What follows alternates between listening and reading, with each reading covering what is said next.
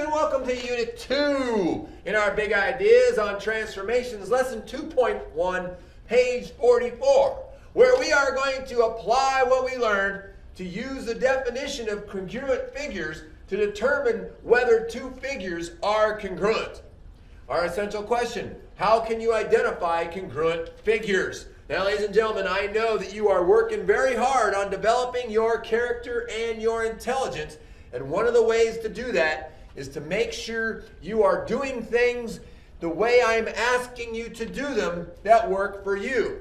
And that very specifically means you have to read the pages and take your own notes first before you hear me talk about it. It's so important on how it connects your brain to the learning and makes those files so that it makes more sense and sticks longer. So you should have read page 44 and 45, and now we are going to discuss what you read and the notes that you took. Of course, if there's anything I add, you need to pause the video at a certain point and add that in. And then, of course, you move forward from there. So let's talk about some notes that you have taken on congruent figures. This is what you saw on page 44, and hopefully you wrote some of this down.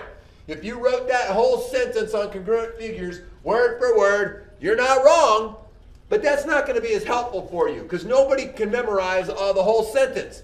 Let's shorten that down. Let's shorten that down because they tell you congruent figures. If you wrote down that congruent figures have the same size and the same shape, well, that's what you need to know. All right, well, we're going to add to that. So as soon as I'm done talking, you'll want to pause and write this down. So, hello, you have to have the same shape, right? You have to have the same shape. You can't have a triangle and a square be congruent. They have to be the same shape. All right, so let's talk about same size. We're gonna break down same size, okay, to two other things that are going to help you, especially now and in the future. So same size means two things: corresponding angles are congruent, and corresponding sides are congruent.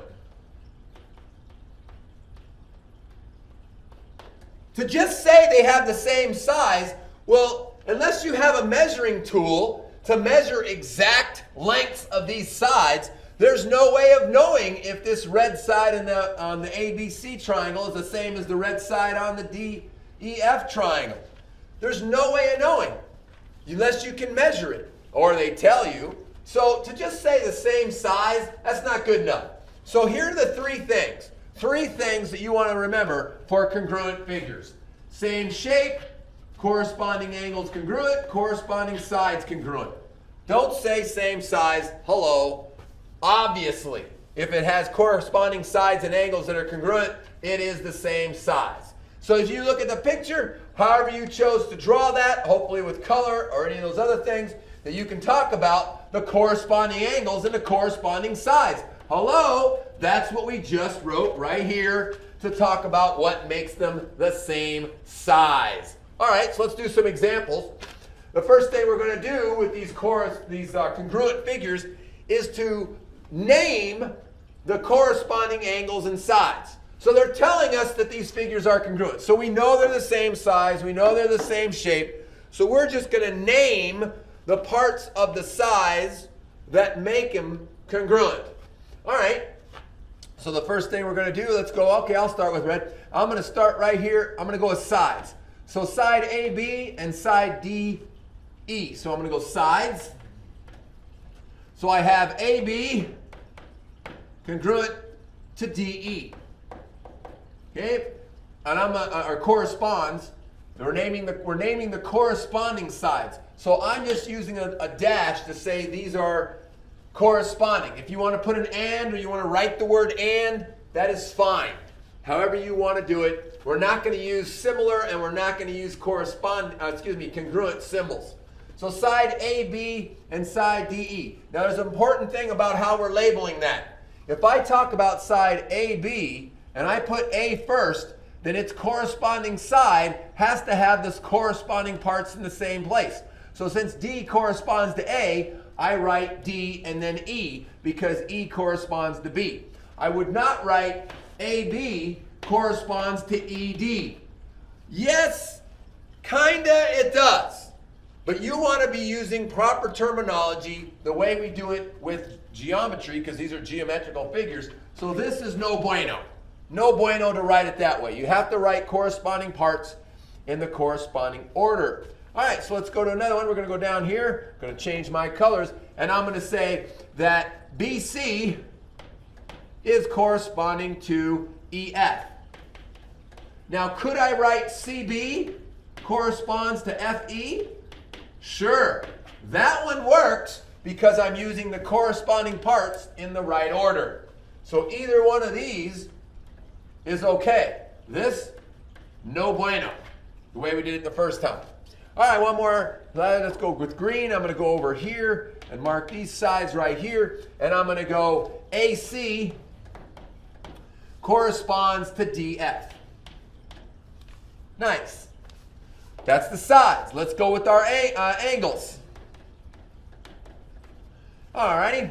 And what we kind of use with angles is a little curved line inside each one. So I'm going to go right here and right here. And I'm going to say angle A corresponds to angle D. Nice. Because they're not the same size, I use a different mark on the other ones. When I say angle B corresponds with angle E. All right. And then, of course, let's go with, we'll go with red. I'm going to go right here. Boom. I'm going to draw right. I'm going to guess it's a right angle. So angle C corresponds to angle F. And that's how that's done. Now, this is pretty easy. This is pretty easy because our figures have the same orientation. In other words, I can pick one of these figures up. Here we have A, B, C, and D. And we have J, K, L, and M. I could pick J, K, L, M up and put it right down without having to turn it or flip it or anything. All I have to do is pick it up and set it right back down on the top. They have the same orientation. They're going the same direction. They look exactly identical from how we see them, the way they're sitting there.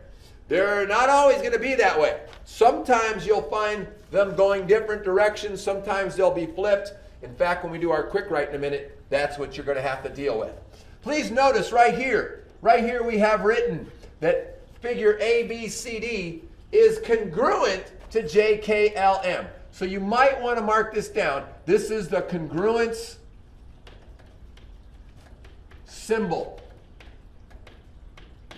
And this right here is a congruence statement. We're going to need that later. All right, so that's a congruent statement, and that little equal sign with the squiggly on top of it is the congruence symbol. All right, so we're going to do angles, and we're going to do sides, and we're going to come over here, and I'm going to say, okay, so I'm going to do angles first this time. Let's go red. I'm going to start right here. Angle D. Well, what does angle D correspond to? Well, the orientation is the same, so hello corresponds to angle M. And then I'm going to go right here. Well, angle A corresponds to angle J. And then I have another color. Angle B corresponds to angle K. And lastly, angle C.